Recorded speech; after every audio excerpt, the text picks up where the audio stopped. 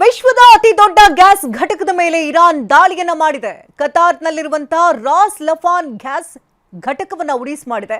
ಇನ್ನು ಬೆಂಕಿಯ ಅಟ್ಟಹಾಸಕ್ಕೆ ದೊಡ್ಡ ಗ್ಯಾಸ್ ಘಟಕವೇ ಹೊತ್ತಿ ಉರಿದಿದೆ. ವಿಶ್ವದ ಅತಿ ದೊಡ್ಡ ಗ್ಯಾಸ್ ಘಟಕದ ಮೇಲೆ ಇರಾನ್ ನೇರವಾಗಿ ದಾಳಿಯನ್ನ ಮಾಡಿದೆ. ಈಗ ಬೆಂಕಿಯ ಅಟ್ಟಹಾಸಕ್ಕೆ ದೊಡ್ಡ ಗ್ಯಾಸ್ ಘಟಕವೇ ಹೊತ್ತಿ ಉರಿದಿದ್ದು ಜಗತ್ತಿನ ರಾಷ್ಟ್ರಗಳಿಗೆ ಶೇಕಡ 20% LNG ಇಲ್ಲಿಂದಲೇ ಸಪ್ಲೈ ಮಾಡಲಾಗ್ತಾ ಇತ್ತು. ಕತಾರ್ ಗ್ಯಾಸ್ ಘಟಕ ಧ್ವಂಸವಾಗಿದ್ದು ಭಾರತಕ್ಕೆ ಎಫೆಕ್ಟ್ ಆಗ್ತಾ ಇದೆ.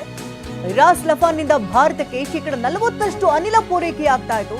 ಕತಾರ್ ಮೇಲಿನ ದಾಳಿಯಿಂದ ಭಾರತದ ಇಂಧನ ಭದ್ರತೆಗೆ ಈಗ ಹೊಡೆತ ಬಿದ್ದಿದೆ. ವಿಶ್ವದ ಅತಿ ದೊಡ್ಡ ನೈಸರ್ಗಿಕ ಅನಿಲ ಘಟಕದ ಮೇಲೆ ದಾಳಿಯಾಗಿದ್ದು ಗ್ಯಾಸ್ ಘಟಕದ ಮೇಲೆ ಇಸ್ರೇಲ್ನಿಂದ ರಣಭೀಕರ ಅಟ್ಯಾಕ್ ಆಗಿದೆ. ವಿಶ್ವದ ದೊಡ್ಡ ಅನಿಲ ನಿಧಿ ಸೌತ್ ಪಾರ್ಸ್ ಮೇಲೆ ಕಣ್ಣಿಟ್ಟಿದ್ದು ಸೌತ್ ಪಾರ್ಸ್ ಗ್ಯಾಸ್ ಘಟಕದ ಮೇಲೆ ಇಸ್ರೇಲ್ ದಾಳಿಯನ್ನು ಮಾಡ್ತಾ ಇದೆ. ಇರಾನ್ ಕತಾರ್ ಹಂಚಿಕೊಂಡಿರುವಂತಹ ಬೃಹತ್ ಅನಿಲ ನಿಕ್ಷೇಪ ಇದು. ಸೌತ್ ಪಾರ್ಸ್ನ ಒಂದು ಭಾಗ ಇರಾನ್ ದೇಶದಲ್ಲಿದೆ, ಮತ್ತೊಂದು ಭಾಗ ಕತಾರ್ ಭಾಗದಲ್ಲಿದೆ. ಜಗತ್ತಿನ 13 ವರ್ಷಗಳ ಕಾಲ ಅನಿಲ ಪೂರೈಸುವಂತಹ ಸಾಮರ್ಥ್ಯ ಇದಕ್ಕಿತ್ತು. ಮುಂದಿನ 13 ವರ್ಷಗಳ ಕಾಲ ಅನಿಲ ಪೂರೈಸುವಂತಹ ಸಾಮರ್ಥ್ಯ ಹೊಂದಿದ್ದಂತಹ ಸೌತ್ ಪಾರ್ಸ್. ಇರಾನ್ ಹಾಗೂ ಇಸ್ರೇಲ್ಗೆ ಟ್ರಂಪ್ ಎಚ್ಚರಿಕೆಯನ್ನ ಕೊಟ್ಟಿದ್ದು ಇರಾನ್ ತೈಲ ಘಟಕಗಳ ಮೇಲಿನ ದಾಳಿಗೆ ಟ್ರಂಪ್ ಖಂಡನೆಯನ್ನು ವ್ಯಕ್ತಪಡಿಸಿದ್ದಾರೆ. ಇಸ್ರೇಲ್ ದಾಳಿಯನ್ನ ಖಂಡಿಸಿ ಇರಾನ್ಗೂ ಟ್ರಂಪ್ ಎಚ್ಚರಿಕೆಯನ್ನ ಕೊಟ್ಟಿದ್ದಾರೆ. ಕತಾರ್ ಮೇಲೆ ದಾಳಿ ಮಾಡಿದ್ರೆ ಸುಮ್ಮನಿರಲ್ಲ ಅಂತ ಟ್ರಂಪ್ ಹೇಳಿದ್ದಾರೆ. ಇರಾನ್ ಸೌತ್ ಪಾರ್ಸ್ ತೈಲ ಘಟಕ ಸ್ಫೋಟಿಸುವಂತ ಎಚ್ಚರಿಕೆಯನ್ನ ಕೊಟ್ಟಿತ್ತು. ಗಲ್ಫ್ ರಾಷ್ಟ್ರಗಳ ಇಂಧನ ಸುರಕ್ಷತೆಗೆ ಅಮೆರಿಕ ಮಧ್ಯಪ್ರವೇಶವನ್ನು ಮಾಡಿದೆ. ಈಗ ಇರಾನ್ ಮೇಲಿನ ಯುದ್ಧದಿಂದಾಗಿ ಆರ್ಥಿಕ ಅನಿಶ್ಚಿತತೆಯ ಭೀತಿ ಉಂಟಾಗಿದೆ. ಅಮೆರಿಕದ ಆರ್ಥಿಕತೆಯ ಮೇಲೆ ಯುದ್ಧದ ಕರಿನೆರಳು ಬಿದ್ದಿದ್ದು ಅಮೆರಿಕ ಫೆಡರಲ್ ರಿಸರ್ವ್ ನಿಂದ ಹಣದುಬ್ಬರದ ಮುನ್ಸೂಚನೆ ಇದೆ. ಬಡ್ಡಿದರ ಯಥಾಸ್ಥಿತಿಯನ್ನ ಕಾಯ್ಕೊಂಡಿದೆ ಫೆಡರಲ್ ರಿಸರ್ವ್. ಮುಂದಿನ ದಿನಗಳಲ್ಲಿ ಮತ್ತಷ್ಟು ಏರಿಕೆಯಾಗಲಿದೆ ಹಣದುಬ್ಬರ ಏರಿಕೆ ಬಗ್ಗೆ ಜೆರೋಮ್ ಪೋವೆಲ್ ಎಚ್ಚರಿಕೆಯನ್ನು ಕೊಟ್ಟಿದ್ದಾರೆ. ಹರೀಶ್, ಈಗಾಗಲೇ ಹಲವು ಕಡೆ ಅಂದ್ರೆ ಪ್ರಮುಖ ಇಂಧನ ಘಟಕಗಳು ಎಲ್ಲಿತ್ತೋ ಅಲ್ಲೇ ಒಂದು ಕಡೆ ಇಸ್ರೇಲ್ ದಾಳಿ ಮಾಡ್ತಾ ಇದೆ, ಮತ್ತೊಂದು ಕಡೆ ಇರಾನ್ ಕೂಡ ದಾಳಿ ಮಾಡ್ತಾ ಇದೆ. ಟ್ರಂಪ್ ಕೂಡ ಎಚ್ಚರಿಕೆ ಕೊಡ್ತಿದ್ದಾರೆ, ಈ ರೀತಿ ಮಾಡಿದ್ರೆ ಇಡೀ ಜಗತ್ತಿಗೆ ಸಂಕಷ್ಟ ಅಂತ. ಜೊತೆಗೆ ಮತ್ತೊಂದು ಕಡೆ ನೋಡೋದಾದ್ರೆ ಆರ್ಥಿಕ ಸಂಕಷ್ಟ ಕೂಡ ಉಂಟಾಗಬಹುದು ಅಂತ ಹೇಳಲಾಗ್ತಾ ಇದೆ. ಜೊತೆಗೆ ಗ್ಯಾಸ್ ಬೆಲೆ ಕೂಡ ಏರಿಕೆ ಆಗಬಹುದು ಅಂತ ಏನೆಲ್ಲ ಬೆಳವಣಿಗೆಗಳಾಗಿದೆ, ಏನೆಲ್ಲ ಕಷ್ಟ ನಷ್ಟಗಳು ಸಂಭವಿಸಬಹುದು. ಶಕುಂತಲಾ, ಇರಾನ್, ಇಸ್ರೇಲ್ ಹಾಗೂ ಅಮೆರಿಕ ನಡುವಿನ ಯುದ್ಧ ಮತ್ತೊಂದು ಹಂತಕ್ಕೆ ಹೋಗಿರುವಂತಹದ್ದು. ಇಡೀ ಜಗತ್ತು ಏನು ಆಗಬಾರದು ಅಂತ ಊಹೆ ಮಾಡ್ತಾ ಇತ್ತು, ಈಗ ಅದೇ ಆಗಿರುವಂತಹದ್ದು. ಬಹು ಮುಖ್ಯವಾಗಿ ಇರಾನ್ ನಲ್ಲಿರ್ತಕ್ಕಂಥ ತೈಲ ಘಟಕಗಳನ್ನ ಗುರಿಯಾಗಿರಿಸಿಕೊಂಡು ಇಸ್ರೇಲ್ ದಾಳಿ ಮಾಡಿದೆ.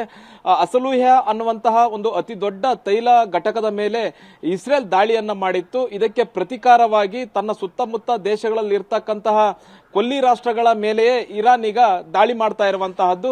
ಇದುವರೆಗೂ ಅಮೆರಿಕದ ಸೇನಾ ನೆಲೆಗಳ ಮೇಲೆ ಇರಾನ್ ದಾಳಿಯನ್ನ ಮಾಡ್ತಾ ಇತ್ತು. ಈಗ ತೈಲ ಘಟಕಗಳನ್ನೇ ಗುರಿಯಾಗಿಸಿಕೊಂಡು ಪ್ರತಿದಾಳಿಯನ್ನ ಮಾಡ್ತಾ ಇರುವಂತಹದ್ದು. ಬಹು ಮುಖ್ಯವಾಗಿ ಕತಾರ್ನಲ್ಲಿರ್ತಕ್ಕಂತಹ ರಾಸ್ ಲತಾಫ್ ಅನ್ನುವಂತಹ ದೊಡ್ಡ ತೈಲ ಘಟಕದ ಮೇಲೆ ಈಗ ಇರಾನ್ ದಾಳಿ ಮಾಡಿರುವಂತಹದ್ದು. ಇದು ಈಗ ಅಮೆರಿಕದ ಕೆಂಗಣ್ಣಿಗೆ ಗುರಿಯಾಗಿದೆ.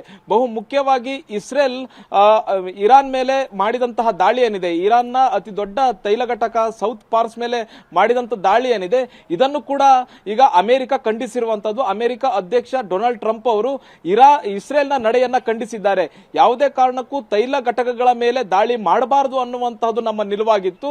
ಆದರೆ ಇಸ್ರೇಲ್ ಇರಾನ್ ನಲ್ಲಿರ್ತಕ್ಕಂಥ ಅತಿ ದೊಡ್ಡ ತೈಲ ಘಟಕದ ಮೇಲೆ ದಾಳಿ ಮಾಡಿದೆ, ಇದನ್ನ ನಾವು ಖಂಡಿಸ್ತೀವಿ. ಮತ್ತೆ ಈ ತರದ ದಾಳಿ ಬಗ್ಗೆ ನಮಗೆ ಗೊತ್ತಿರಲಿಲ್ಲ ಅನ್ನುವಂತಹದನ್ನ ಅಮೆರಿಕ ಹೇಳ್ತಿದೆ. ಈಗ ಇಸ್ರೇಲ್ ಇರಾನ್ ಮೇಲಿನ ತೈಲ ಘಟಕಗಳ ಮೇಲೆ ದಾಳಿ ಮಾಡಿದೆ.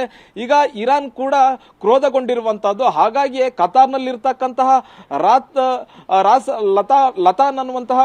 ಲಫಾನ್ ಅನ್ನುವಂತಹ ತೈಲ ಘಟಕದ ಮೇಲೆ ದಾಳಿಯನ್ನ ಮಾಡಿದೆ. ಅದ್ರ ಜೊತೆಗೆ UAE, ಸೌದಿ ಅರೇಬಿಯಾದಲ್ಲಿರ್ತಕ್ಕಂಥ ಪ್ರಮುಖ ತೈಲ ಘಟಕಗಳನ್ನ ಗುರಿಯಾಗಿರಿಸಿಕೊಂಡು ದಾಳಿಯನ್ನ ಮಾಡಿದೆ. ಮುಂಚೆನೆ ಹೇಳಿತ್ತು, ನಾವು ತೈಲ ಘಟಕಗಳನ್ನ ಗುರಿಯಾಗಿರಿಸಿಕೊಂಡು ದಾಳಿ ಮಾಡ್ತೀವಿ, ಅಲ್ಲಿರ್ತಕ್ಕಂಥ ಜನರನ್ನ ಹೊರಗೆ ಕಳಿಸಿ ಅನ್ನುವಂಥದ್ದನ್ನ ಇರಾನ್ ಮೊದಲೇ ಹೇಳಿತ್ತು.